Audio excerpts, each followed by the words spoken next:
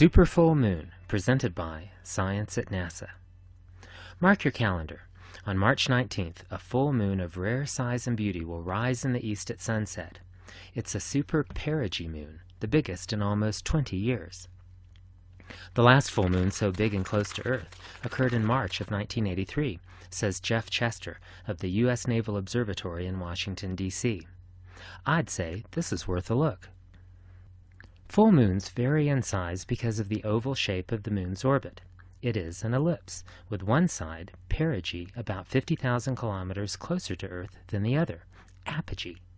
Nearby perigee moons are about 14% bigger and 30% brighter than lesser moons that occur on the apogee side of the moon's orbit.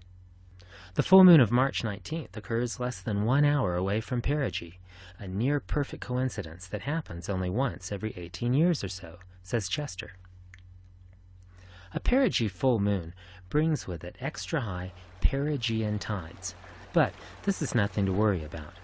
In most places, lunar gravity at perigee pulls tide waters only a few centimeters, that is an inch or so, higher than usual. Local geography can amplify the effect to about 15 centimeters or 6 inches. Not exactly a great flood. Indeed, contrary to some reports circulating the internet, perigee moons do not trigger natural disasters. The supermoon of March 1983, for instance, passed without incident, and an almost supermoon in December 2008 also proved harmless.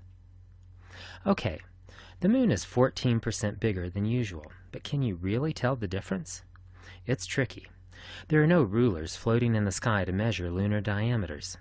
Hanging high overhead with no reference points to provide a sense of scale, one full moon, even a supermoon, can seem much like any other.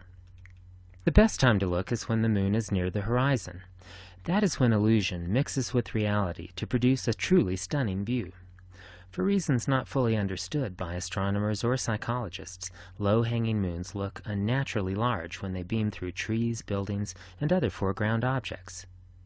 On March 19th, why not let the moon illusion amplify a supermoon that's extra big to begin with? The swollen orb rising in the east at sunset may seem so nearby you can almost reach out and touch it. Don't bother. Even a supermoon is still 356,000 kilometers away. That is, it turns out, a distance of rare beauty. For more information about moons, super and otherwise, visit science.nasa.gov.